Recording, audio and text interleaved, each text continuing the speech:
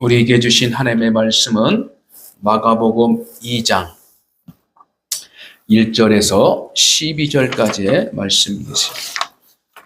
마가복음 2장 1절에서 12절. 자, 여러분, 우리가 한 절 한 절 교독을 하겠습니다. 제가 1절, 여러분들이 2절. 자, 같이 교독합니다. 수일 후에 예수께서 다시 가버나움에 들어가시니 집에 계시는 소문이 들린지라.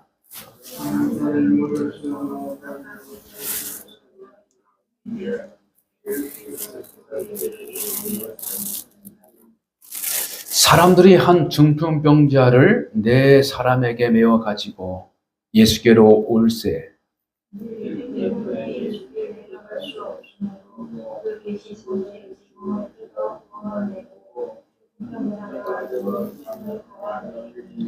예수께서 그들의 믿음을 보시고 중풍병자에게 이르시되 작은 자야 내 죄 사함을 받았느니라 하시니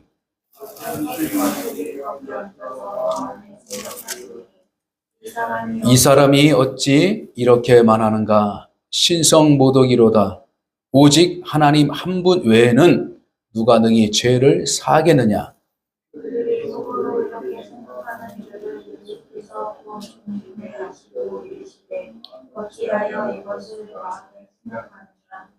중풍병자에게 내 죄사함을 받았으니라 하는 말과 일어나 내 상을 가지고 걸어가라 하는 말 중에서 어느 것이 쉽겠느냐?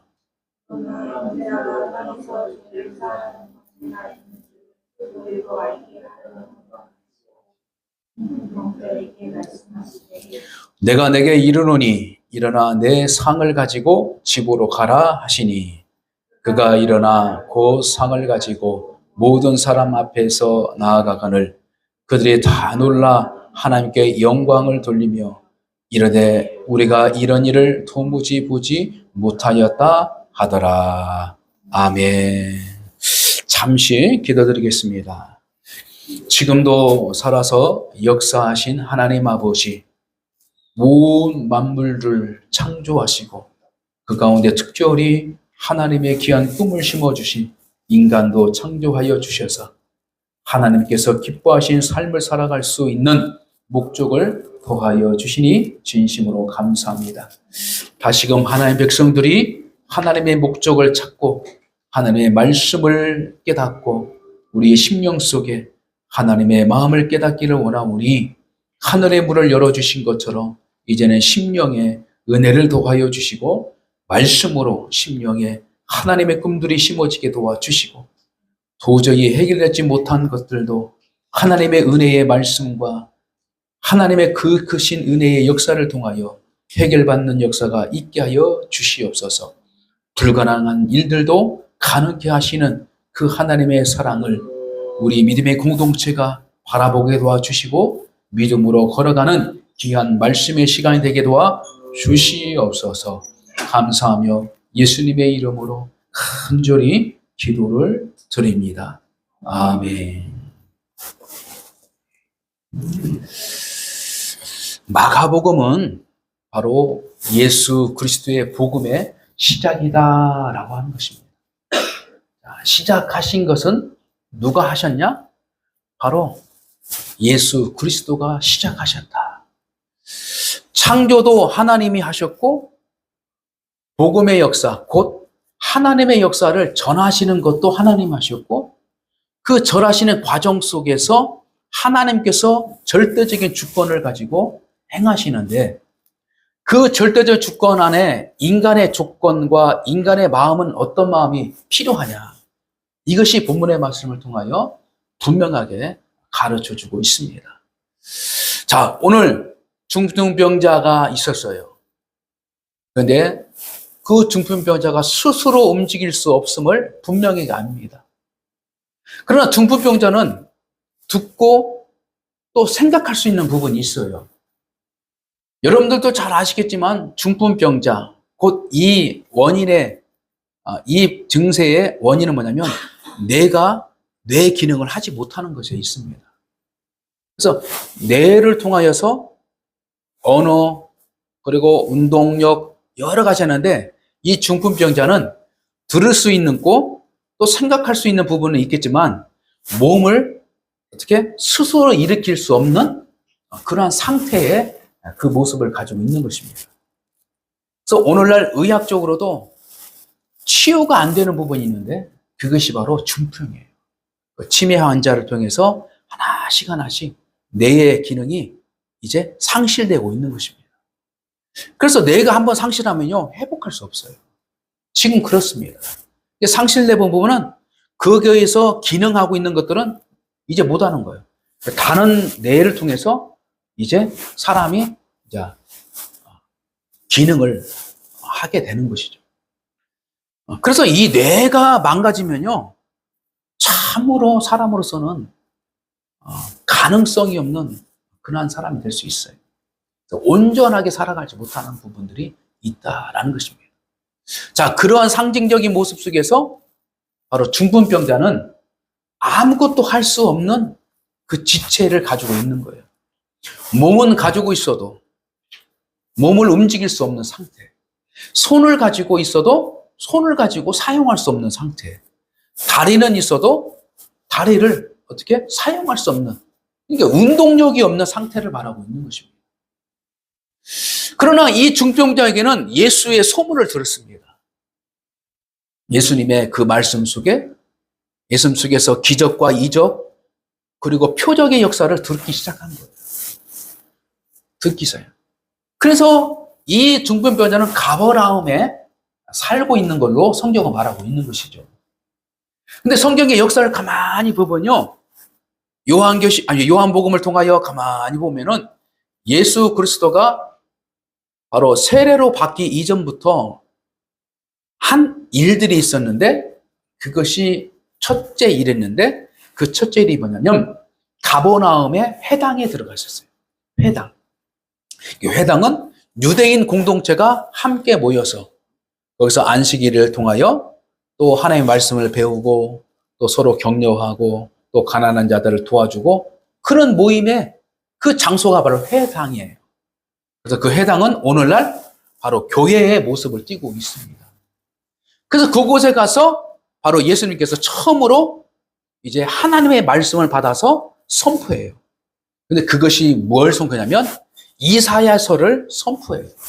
근데 그 이사야서의 선포의 내용은 뭐냐면 메시아를 의미하는 그 말씀을 전합니다. 그래서 억눌린 자를 일으키고, 그죠? 죽은 자를 살리시고, 그래서 메시아가 그 일을 하겠다고 약속하신 것들을 예수님께서 회당에서 그 말씀을 풀어서 어떻게 선포하기 시작합니다. 그 시발점으로 통해서 예수가 메시아적인 사명을 가지고 온 인물로서 하나씩 시작하고 있는 것입니다. 근데 그때만 해도 드러난 사역도 있고 감춰진 사역도 있고 이런 부분이에요. 그러나 이 마가복음의 사역은 뭐냐면 바로 세례 요한이 자기의 사역을 다 하고 마친 다음에 이제 예수 그리스도가 그 사역에 하나님의 복음을 시작하는 과정 속에서 기적과 이적을 이제 행하고 있는 역사를 보게 되는 것입니다. 그래서 그 역사들 중에 바로 귀신이 나가고 죽은 자가 살고 이 부분이에요. 그래서 아마도 이 중풍병자는 그 소식을 든 겁니다. 야, 언젠가는 가버나움에 오신다면 나도 한번 예수님을 만나고 싶다. 그런 마음의 소원과 믿음을 가지고 있었던 차에 가버나움에 예수님께서 들어오셨다라는 소식을 들습니다. 그래서 그 가버나움 지역에 바로 어디냐면 바로 예수가 살아갔던 생애가 그 마을에 어릴 때부터 살았던, 그러니까 나사렛이라는 그 지역에 가버나움이 있어요. 그 자기 고향에 와서 잠깐 머물러 있는 집에 있었을 때 바로 근데 그때부터는 많은 사람들이 몰려오기 시작하는 거예요. 왜? 익히 예수님의 소문을 들었기 때문에. 야, 이 예수가 저기 예루살렘에서 이런 일을 했단다. 저기 갈릴리에서 이런 일을 했단다. 야, 사마리아에서도 이런 일을 했단다. 이런 일들 다 들어가지고 이제 몰려지기 시작한 거예요. 오래간만에 가버나움에 왔더니 사람들이 막 몰려. 근데 그때마다 가옥의 이 집 모양이, 여기 보면 옥상 있는 집 있잖아요. 지금은 뭐 콘크리트 벽으로 아주 탄탄하게 했지만, 지금도 이스라엘 그 땅에 가면 그런 역시 옥상이 있는 흙집이에요. 그 당시만 해도 흙집. 그래서 이 흙을 이겨서 거기다가 거기 수수, 어떤 나무까지 이것들을 이겨서 이 판때기를 만드는 거예요. 콘크리트. 그러니까 여러분들 콘크리트 가만히 보면은 거기에 철제를 넣잖아요. 철제 넣고 거기다 콘크리트를 이기잖아요. 그래서 그걸로 뭐 기둥도 만들고 어떤 담도 만들고 이런 판때기를 만드는 거예요. 그런 것들을 같이 그 당시에 수소나무, 어떤 나무, 가지나무를 거기다가 흙을 여기에 같이 흙을 여기서 거기다가 지붕을 쌓는 거예요. 그래서 오늘 이 중편변자는 그 마음속에 믿음과 그 사모함이 있었어요. 그래서 마침내 4명의 친구를 자기가 어떻게 불러서 좀 도와달라. 도와달라. 그래서 이 친구가 가만히 들어보니까 자기들도 또 믿음이 생기는 거예요. 야, 예수라는 사람한테 가면 낫는다는 말 다 자기도 들었고, 그리고 이렇게 내 사랑하는 친구가 이렇게 중풍병자로 이렇게 고생하고 있으니 친구가 도와달라니까 우리가 좀 도와주자. 그래서 4명의 친구가 그 중풍병자를 데리고 찾아갔어요. 찾아갔는데 마침 사람들은 이미 그냥 꽉 차 있는 거야. 방 안에 거실적인 부분에도 꽉 찼고 마당에도 차고. 그래서 가만히 보니까 이거 안 되겠다. 이 친구는 얼마만큼 내가 고쳐야 되는데. 그래서 지붕으로 올라가서 지붕에서 예수님이 가르치는 그 이치쯤에서 어떻게 위에요? 지붕이 뜯어지기 시작하는 거예요. 그러니까 사람들 놀랬겠죠. 가만히 보니까 이 4사람이 지붕을 뜯어. 그러니까 뜯을 수 있는 구조예요, 사실은. 그러니까 그래서 뜯어내는 거예요.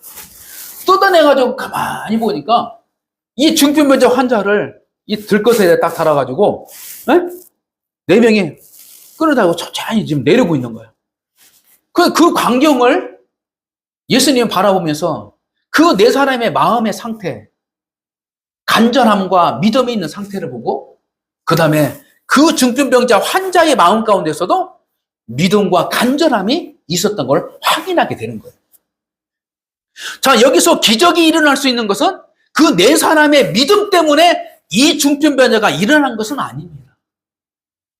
더 본질적인 이 말씀을 가만히 배경을 보면은 먼저 이 중풍병자에게 믿음이 생긴 거예요.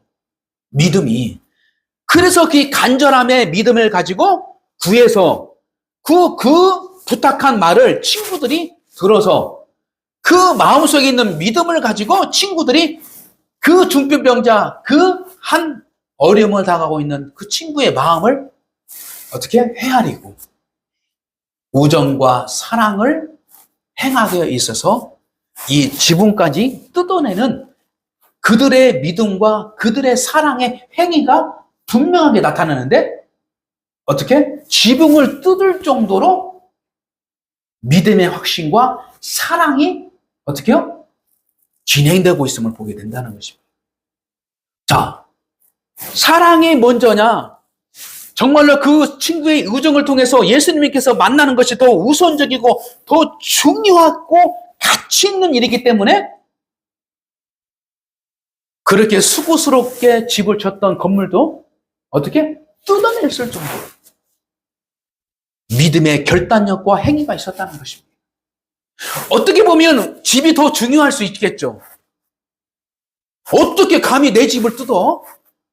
야, 너희들 어떻게 내 집을 뜯어? 그렇게 주인이 만류하고 어떻게 반대할 수 있고 막 강하게 반대할 수도 있겠죠. 그러나 그 안에 있는 모든 사람들은 믿음이 하나가 된 거예요. 믿음이 하나 된 거예요. 그래서 이 가버나움의 이 모임의 그 장소는 뭐냐면 예수 그리스도가 회당을 통하여서 하나님의 유대인 공동체에게 하나님의 율법을 다시 해석해주고 하나님의 은혜를 착취한 것처럼 이제는 회당이 아니라 가정 안에 하나님의 순수한 교회 공동체를 하나님께서는 시작되고 있는 것을 분명히 알고 있는 것입니다. 그래서 그 건물의 모습이 중요한 것이 아니라 그 안에 어떤 마음으로 어떤 믿음을 가지고 예수님의 그 간절함을 바라보고 모여들고 있는가. 이것이 중요한 포인트를 오늘날 우리에게 가르쳐주고 있는 것이에요. 그래서 너희는 먼저 그의 나라와 의를 구하라. 이것은 뭐냐면 하나님의 나라와 의의 가치성과 본질적인 그 중요함을 깨닫고 너희들은 생활하라, 살아가라. 이렇게 우리에게 던져주고 있는 것입니다. 그래서 그 집의 지붕을 뚫을 정도로 뜯어지더라도 생명을 구하는 게 우선이라는 것. 그리고 우리 주님께서 왜 안식일 날 죽은 자를 살리고 병든 자를 고치냐라고 책망을 듣고 있을 때에 율법 학자들에게 안식일 날 생명을 살리는 것이 더 중요하지 않냐 이렇게 그들에게 말씀하신 그 사건들이 있어요. 그러니까 안식일은 아무것도 않고 그냥 가만히 있는 것처럼 유대인들은 그렇게 지키는 것이 하나님을 기뻐하고 하나님께서 원하는 뜻인 줄 알았지만 안식일에도 생명의 위기 가운데 있는 자들을 살려내는 것이 본질상 하나님의 뜻이고 하나님의 마음이라는 거예요. 그래서 율법을 완성시킨 것은 율법을 통하여서 하나님을 사랑한다, 하나님의 뜻을 사랑한다 라고 하는 그 모습이 있었지만 그보다도 더 중요한 것은 뭐냐면 하나님께 제사 드리는 그 모습이 더 중요한 것이 아니라 오히려 사람의 생명을 살리는 그 목적이 더 중요함을 분명하게 예수님을 통하여 가르쳐주고 있다는 사실입니다. 자, 저는 이 말씀을 통하여서 여러분과 함께 나누고 싶은 것은 뭐냐면 혹여나 다른 시간에 저도 그런 말을 들었어요. 그 4명의 그 신신한 그 믿음을 가지고 그 중편변자를 구원을 받도록 그들을 어떻게 예수님께 데려왔다 이렇게. 그래서 그들의 4명의 그 믿음을 통하여서 이 중편모자도 나올 수 있는 기적을 경험했다. 그러나 이것은 조금 부족한 부분이 있어요. 그 부족한 부분을 찾을 수 있는 것은 뭐냐면 바로 중풍병자에게도 믿음이 더 우선적으로 있었다는 거예요.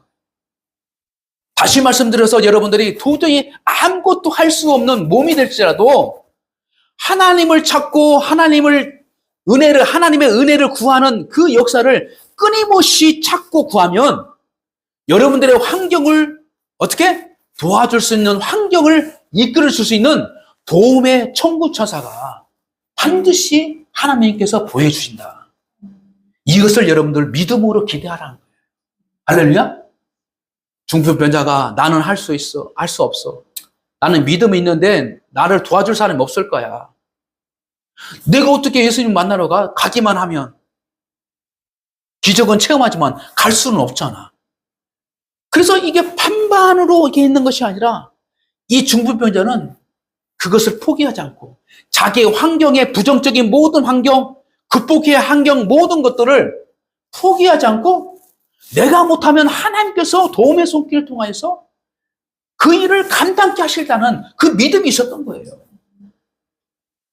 그래서 오늘날 우리에게도요, 아유, 이것은 할 수 없어요. 믿음이 있는데 이건 할 수 없어요.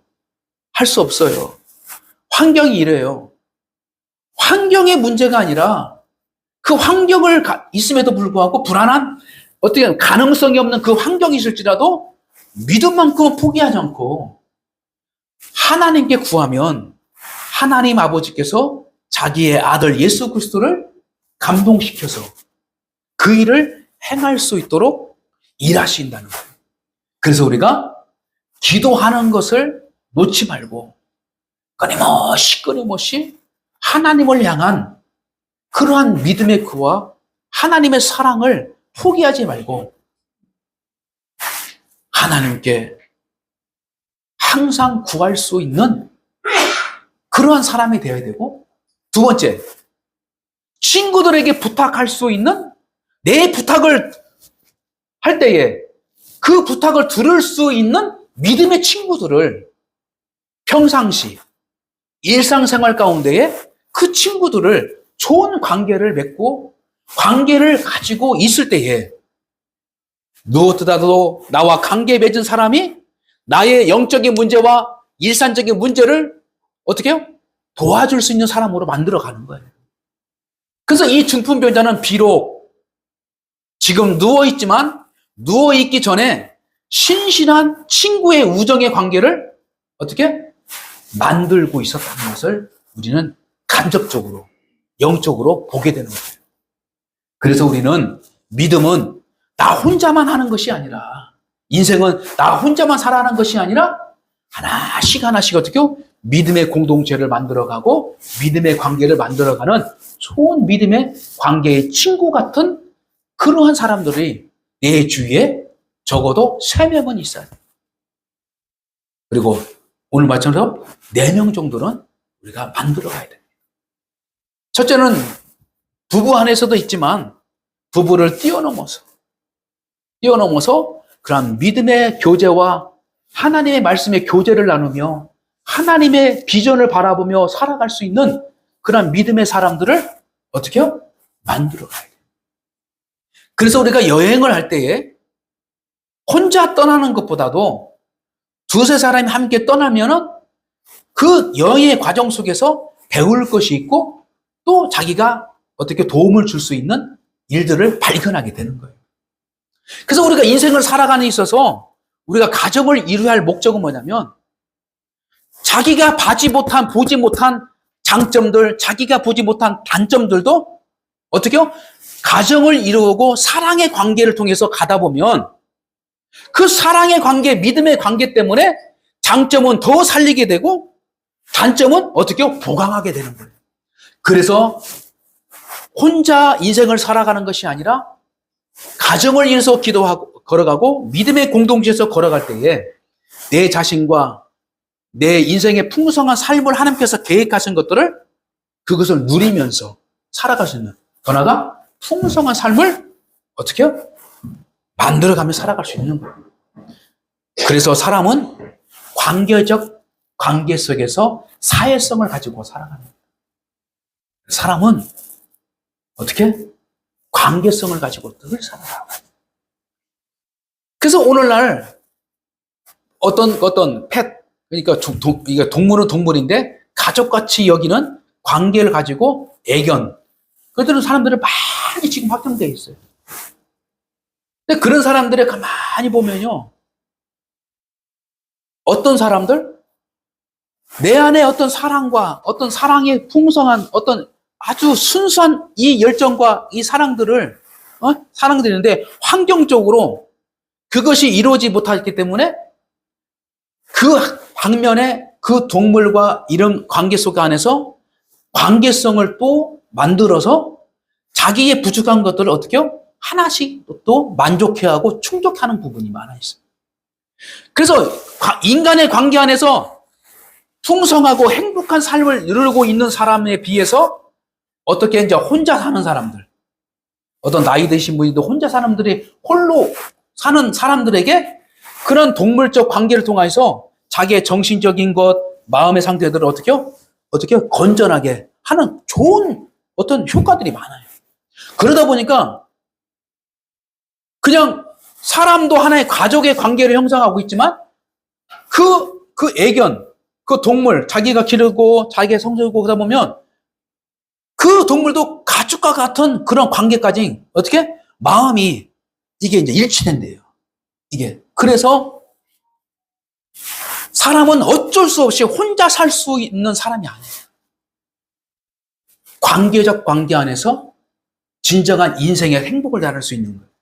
그러나 더 중요한 것은 뭐냐면 하나님과의 관계가 가장 풍성해질 때 사람의 관계 안에서도 풍성해지고 그 다음에 자연의 관계 안에서도 풍성해질 수 있는 것입니다. 그러므로 우리는 관계를 이루어갈 수 있는 그 두 가지 요소가 있는데 오늘 네 명의 친구를 통하여서 그 관계적 요소를 우리에게 분명히 가르쳐주고 있어요. 첫째는 우정의 관계와 같은 사랑의 관계가 있어야 된다. 그래서 우리가 인생을 살아가는 데 있어서 뜨거운 사랑을 하지 못한 사람은 인생에 있어서 후회함이 있을 거예요. 그러나 사람의 상대로 인해서 뜨거운 사랑을 이루기는 극히 어떻게 해요? 없어요. 그래서 우리 주님께서 주님만이 사람을 뜨겁게 자기 목숨까지 그 목숨을 다하여 사랑했기 때문에 우리는 주님을 통하여서 부족한 인간의 관계를 사랑을 채워갈 수 있는 것이고 그것을 어떻게 해요? 신앙을 가지고 살아갈 수 있는 것입니다. 그래서 가정 안에서도 가정의 주인은 누구시냐? 바로 예수 그리스도예요. 가장은 예수 그리스도. 그래서 우리의 믿음의 공동 안산에서 주님이 안 계신다면 우리의 믿음의 공동체는 어떻게? 사랑을 이뤄갈 수 있는 희망이 없는 거예요. 그러므로 우리는 그 사랑의 힘, 누구? 하나님의 사랑의 힘에 의해서 우리가 사랑을 할 수 있는 거예요. 그래서 우리가 내가 당신을 사랑할 수 있는 이유, 당신을 용서할 수 있는 이유, 당신을 품을 수 있는 이유는 하나님이 나를 먼저 사랑했기 때문에 가능케 하는 거예요. 할렐루야? 그래서 우리는 내 인간적인 인간의 사랑을 가지고 사람을 품는 거는 한계적이에요. 그래서 우리는 먼저 내가 예수 그리스도의 사랑, 십자가의 은혜의 사랑, 내가 죽을 수밖에 없던 그 자리에서 나를 구원해 주신 하나님의 사랑. 그 일을 누가 하냐? 하나님의 사랑을 실천한 예수 그리스도를 통하여 하는 거예요. 그래서 우리는 사랑에 대해서 오해하지 마셔요. 사랑의 본질은 하나님이시고 예수님밖에 없는 거예요. 우리의 사랑은 조건적 사랑 안에서 머물러 있는 것이에요. 그러나 이 조건적 사랑을 뛰어넘고 하나님의 사랑으로 내가 나가기 위해서는 뭐냐면 하나님이 나를 사랑했기 때문에 내가 이웃을 사랑할 수 있도록. 이것이 내 신앙의 모토요, 신앙의 관계에서 이루어지는 중요한 부분이다. 두 번째는 뭐냐면 그 사랑을 담을 수 있는 하나님께서 주신 믿음이 있어야 된다. 할렐루야? 믿음이. 그 믿음은 뭐냐면 하나님의 역사를 인정할 수 있는 우리의 삶의 고백이라는 것입니다. 그래서 누워있던 이 중풍병자가 예수의 소문을 듣고 믿음이 생긴 것처럼 그리고 그 중풍병자가 4명의 친구들이 그 역사의 현장 속에서 예수가 하신 것들을 바라보면서 그래 이분은 할 수 있는 사람이구나. 그래서 자기들이 이 중풍병자를 찾아가서 그죠? 찾아가서 야, 너 소문 들었니? 그래, 나도 소문 들었어. 근데 우리 갈 수가 없잖아. 아니야. 내가 너 도와줄게. 그래서 4명이 모여서 그 4명에서 한 사람을 들을 수 있게 했잖아요. 그렇잖아요. 3명은 쉽지 않잖아요. 그래서 이 4명이 하나가 되어서 예수님을 찾아가. 그래서 믿음은 뭐예요? 예수님을 찾아갈 수 있는 하나됨의 역사가 있다는 거예요. 할렐루야? 그래서 믿음은 나 혼자만이 가지고 살아가는 것이 아니라 믿음은 두세 사람이 내 이름으로 모인 곳에 내가 그들과 함께하리라 하고 있는 것처럼 믿음을 가지고 있으면 믿음의 사람을 만나게 되는 거예요. 할렐루야? 그래서 이 4명과 1명이 합의되어서 예수의 역사를 기념하기 위해서 극복해야 할 환경을 같이 어떻게 해요? 헤쳐가는 거예요. 할렐루야. 그래서 우리가 믿음의 친구들을 우리가 만나기는 어렵지만 우리 주님께서 분명히 말씀하셨어요. 친구를 위하여 자기 목숨을 내는 자가 가장 큰 자다. 이렇게 예수님께서 말씀하셨어요. 친구를 위하여 목숨을 버린 자. 큰 자다. 근데 그 당시에 제자들은 이해할 수 없는 부분이지만 오늘날 우리가 성경의 말씀을 통하여 예수의 복음의 사역을 가만히 돌아보니까 그 친구는 뭐예요? 우리를 말하고 있는 것이고 예수님이 우리를 위하여 목숨을 내놓겠다는 예수님의 약속 약속적 사랑의 고백이었어요. 그래서 우리는 예수님과 친구의 관계로 우리가 살아가는 거예요. 그러니까 하나님을 통하여서 자녀의 형제의 관계를 뛰어넘어서 예수님은 우리를 때로는 친구처럼 여기는 거예요. 선생이면서도 친구의 관계를 이주하고 친구의 과정을 이면서도 스승의 관계를 이주하고 친구이면서도 영적인 목자의 관계를 이주하는 거예요. 그래서 우리가 여기서 제가 목사로서 여러분들의 성도로서 관계를 맺고 있고 여러분들이 여기에서 다 관계를 맺고 있지만 가장 수평적인 관계는 뭐예요? 친구 사이에. 할렐루야? 야, 친구끼리 뭐 그냥. 그래서 이 어릴 때 고향 친구 만나면 대통령이 너 친구예요. 그죠? 야, 그래서 어릴 때 그냥 팬티도 안 입고 놀던 그 친구들. 그죠? 어릴 때 코 올리기 하면서 서로 막 싸우고 놀고 했던 친구들. 수박살이 했다가 같이 들려가지고, 저는 수박살 이제 참 잘했어요. 근데 걸려서 막 지소도 가고. 그때 놀던 친구들은 어떻게 해요? 세상에서 어떤 권세를 가지고 있어도 그때 났던 그 친구들은 수평적 관계가 이루어지는 거예요. 그냥 어떻게 해요? 다 옷을 벗은 상태에서 목욕탕에서 만나는 것처럼 수평적 관계. 그래서 우리 주님은 우리를 수평적 관계에서 만나서 우리와 함께 더불어 친구처럼 우정과 믿음과 사랑과 소망을 가지고 우리와 함께 가기를 원하시는 거예요. 할렐루야? 어떤 주권자로서 우리를 끌고자 자기의 힘을 내세우면서 나와 함께 하자. 이것이 아니라 친구의 관계를 이루어가면서 인생을 같이 가자는 거예요. 할렐루야? 그래서 우리가 예배 자리에서 내가 말씀을 전하는 자리에 조금 이렇게 높은 자리에서 말을 전하고 하나님의 말씀을 전하다고 해서 내가 어떻게 높은 것이 아니에요.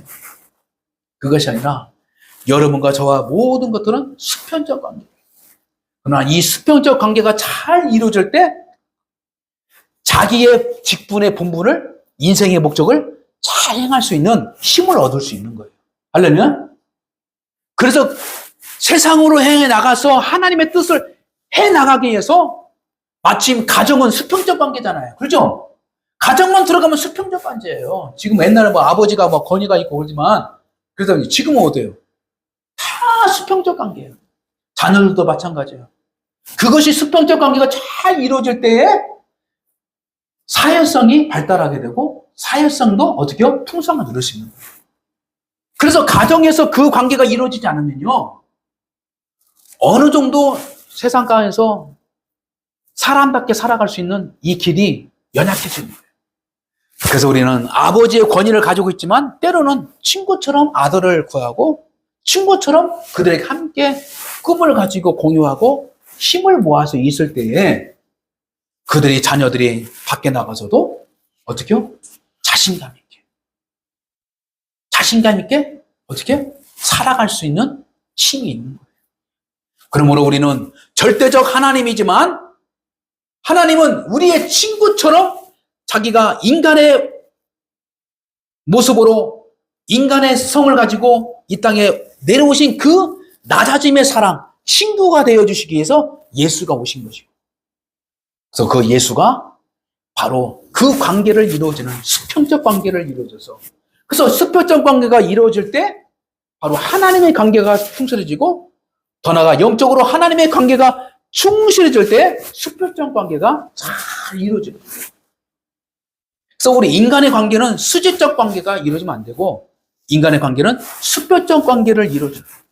그러나 이 수평적 관계를 이루어지는 그 관계 속에는 각자가 어떤 관계를 잘 유지한다고요?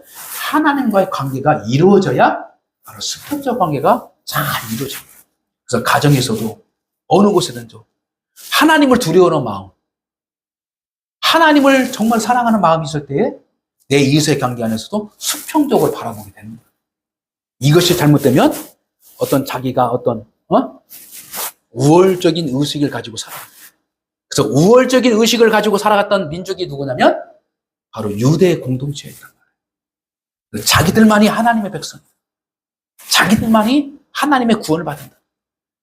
그러나 우리 주님께서는 그 수직적 우월주의 사상이 있는 유대인들을 다 깨요. 어느 정도?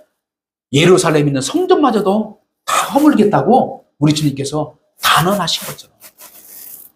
우리 인간의 끊임없이 사단이 우리를 유혹하는 게 뭐예요? 그래, 너 잘났다. 그래, 너도 할 수 있어. 그래서 이 교만 따져서 하나님보다도 자기도 모르게 어떨 때는 하나님이 안 보이는 거야. 하나님을 의식하지 않는 거야. 근데 그 하나님을 보이지 않는 하나님을 의식하지 않는 그 상황은 현실적으로 보일 때 뭐예요? 인간 관계에서 내가 우월감을 가지고 비교 의식을 가지고 살아가는 비참한 인생을 살아갈 때에 영적으로는 하나님의 관계 안에서 하나님을 두려워하지 않고 하나님을 인정하지 불신의 관계가 이루어지고 있는 상태임을 우리는 알게 됩니다. 그래서 우리가 생활 가운데에 하나님을 따르고 하나님의 진실한 믿음으로 살아갈 수 있는 그 요지는 바로 수평적 관계를 이루어가는 믿음과 사랑, 이럴 때 주님의 역사를 감당해 나갈 수 있는 그런 역사를 우리가 분명하게 맛볼 수 있다는 사실입니다. 말씀을 정리합니다. 오늘 중풍병자와 친구들의 이 이야기 속에서 하나님께서 우리에게 들려주고 싶은 그 영적인 의미는 무엇이냐? 첫째, 예수님을 만나면 어떤 문제든지 해결받을 수 있다. 할렐루야? 예수님 만나. 자, 그렇다면 중풍병자가 만날 수 없는 그 상황을 바로 어떻게 해서 만나냐? 바로 믿음의 친구들이 있었기 때문에 가능했다. 할렐루야? 그러면 우리도 믿음의 친구를 사귀어라. 할렐루야? 그래서 불의한 제물로 어떻게 친구를 사귀라는 것처럼 우리가 끊임없이 믿음으로 믿음의 친구들을 어떻게 사귈 수 있는 만들어가는 그 귀중한 인생의 과제를 우리가 하나씩 이뤄가는데 최소 몇 명? 4명은 만들어야 돼요. 근데 영적으로 보면은 3명을 만들어야 돼요. 3명이 만약 자기가 4이 되는 거죠. 그래서 이 3명을 만들어 가는데 여러분들이 잘 돌아보셔서 야, 나에게는 이런 믿음의 신실한 사람이 있나? 나에게는 영적인 어떤 스승이 있나? 나에게는 정말 내가 사랑하고 내가 나의 사랑을 또 인정해 줄 수 있는 사람이 있나? 그런 사람. 그래서 가만히 자기를 잘 돌아보셔서 그것들을 하나씩 어떻게 해요? 만들어가는. 그래서 최소 3명. 여기서부터 어떻게 해요? 더 확장되어 나가는 것이 더 중요한 것입니다. 마지막으로, 그래서 믿음을 가지고 있어야 된다. 중풍병자는 몸은 다 망가졌어도 믿음만을 가지고 있는 거죠. 우리의 현실적인 모든 것이 무너져 가고 있는 것 같지만 믿음만큼은 포기하지 마라. 할렐루야? 이럴 때에 하나님께서 도와줄 수 있는 사람들을 보내주신다. 그러므로 우리 믿음의 공동체, 여러분들의 가정과 직장과 어떤 미래를 준비하는 여러 가지 가운데에 오늘 본문의 말씀처럼 중풍병자와 같은 그 어려운 가운데 빠질 수 있는 내 자신이 있을 수가 있고, 그 다음에 나의 도움을 통해서 정말로 구원을 받고 내 도움을 통해서 무엇인가 문제가 해결될 수 있는 이 4명의 친구의 삶을 내가 살아가는 사람들이 있어요. 그래서 이 2가지의 인물을 통해서 내 인생의 어떤 모델을 잘 믿음을 잘 거쳐서 한 주간의 삶을 하나씩 여러분들이 한 번쯤 만들어가고 다시금 생각하고 나가실 때에 하나님께서는 반드시 좋은 결과야 좋은 열매를 분명하게 역사로 보여주실 줄 믿습니다. 여러분들 실망하지 마시고 내가 믿음을 가지고 이 믿음을 가지고 하나님께서 어떻게 역사하실 것인가, 그것을 함께 주님과 함께 만들어가는 복된 한 주가 되시기를 주님의 이름으로 간절히 축복합니다.